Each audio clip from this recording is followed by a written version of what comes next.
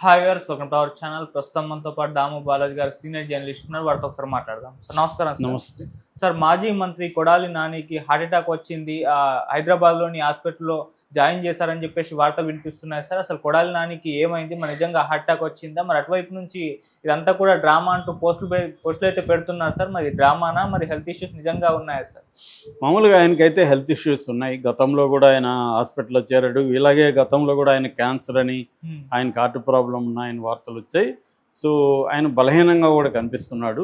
So, కానీ ఈరోజు ఇందాక వచ్చిన వార్త, జస్ట్ ఒక 10 నిమిషాల ముందు వచ్చిన వార్త ఏంటంటే ఆయనకి సివియర్ హార్ట్ అటాక్ వచ్చింది.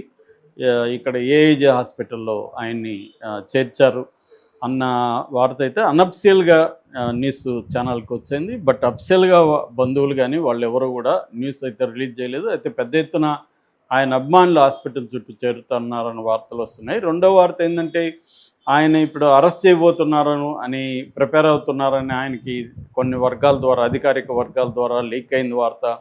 అందుకనే ఈ డ్రామా ఆడుతున్నాడు అని తెలుగుదేశం సోషల్ మీడియాలో పోస్టులు పెట్టారు. అతను కానీ పోలీసులు వదలట్లేదు. పోలీసులు ఆయన్ని ఖచ్చితంగా అరెస్ట్ చేస్తారు. ఆల్రెడీ హాస్పిటల్ చుట్టుముట్టే ప్రయత్నం పోలీసులు చేస్తున్నారని వార్తలు వస్తున్నాయి. ఎందుకంటే ఇటువంటి డ్రామాలో ఆడొచ్చు అని వాళ్ళు ముందే తెలిసి ప్రిపేర్ అయ్యారు. వాళ్ళు అందుకనే ఆయన అరెస్ట్ చేసి గవర్నమెంట్ హాస్పిటల్కి తీసుకెళ్ళి వాళ్ళ సమక్షంలో టెస్టులన్నీ చేస్తారు. అక్కడ కానీ ఆయనకు హార్ట్ ప్రాబ్లం ఉందనుకుంటే అక్కడ డాక్టర్ల సూచనల మేరకి, అట్లాగే కోర్టులో పర్మిషన్ తీసుకొని కోర్టు సూచనల మేరకు చేస్తారు. కానీ ఖచ్చితంగా అయితే ఆయన అరెస్ట్ నుంచి తప్పించుకోవడానికే ఈ డ్రామా ఆడాడు. ఎందుకంటే వంశీ, పోసాని ఇద్దరిని అరెస్ట్ చేశారు. పోసానికి బెయిల్ వచ్చింది, వంశీకి ఇంకా బెయిల్ రాలేదు. నెక్స్ట్ లిస్ట్లో ఉండేది కొడాలి. మనకు ముందు నుంచి కూడా కొడాలి, వంశీ వీళ్ళిద్దరే లోకేష్ రెడ్ బుక్లో ఫస్ట్ అండ్ సెకండ్ పేర్లు వీళ్ళిద్దరే ఉంటాయి. సో కానీ ఎప్పుడో అసలు వీళ్ళు 10 నెలలు అయింది కానీ డే 1 నుంచే కొడాలి అరెస్ట్ చేయబోతున్నారు, వంశీని అరెస్ట్ చేయబోతున్నారు అని తెలుగుదేశం మీడియాలో విపరీతంగా న్యూస్లో వస్తూనే ఉన్నాయి.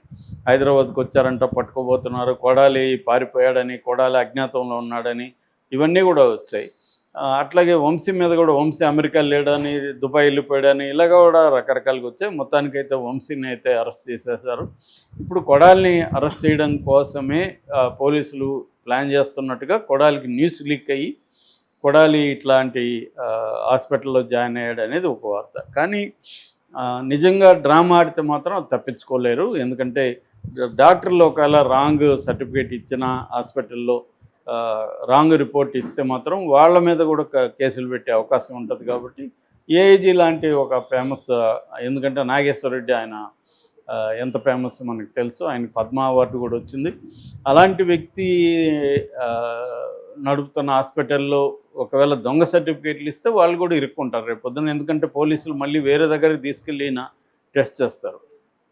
కాబట్టి వీళ్ళు చెప్తున్నది ఏమంటే డ్రామా ఆడాల్సిన అవసరం లేదు, ఆయనకు తెలుసు అరెస్ట్ అవుతామని, దానికి రెడీగానే ఉన్నారు ఆయన. కానీ నిజంగానే ఆయనకి హెల్త్ ఇష్యూస్ ఉన్నాయి. అందుకనే అది ఈరోజు నిజంగానే వచ్చింది ఆయనకి సివియర్గా. కాబట్టి ఇక్కడ ఇందులో పోలీసులు వచ్చినా కూడా డాక్టర్లతో కన్సల్ట్ అవ్వచ్చు, డాక్టర్లు చూపిస్తారు. వాళ్ళు ఆ రిపోర్ట్స్ని వేరే దగ్గర కూడా తీసుకెళ్ళి చూపించవచ్చు. అట్లా ఒక రిపీటెడ్ హాస్పిటల్ తప్పుడు సర్టిఫికేట్లు, తప్పుడు టెస్ట్ రిపోర్ట్లు అయితే ఇవ్వరు అనేది అంటున్నారు. సో ఏదేమైనా ఆందోళన వ్యక్తం చేస్తున్నట్టుగా వాళ్ళ బంధువులు వాళ్ళందరూ తెలుస్తుంది. అభిమానులు కూడా పెద్ద ఎత్తున వెళ్తున్నారని తెలుస్తుంది. మనకు తెలుసు కొడాలి నాని ఒకప్పుడు తెలుగుదేశంలో ఉన్నాడు.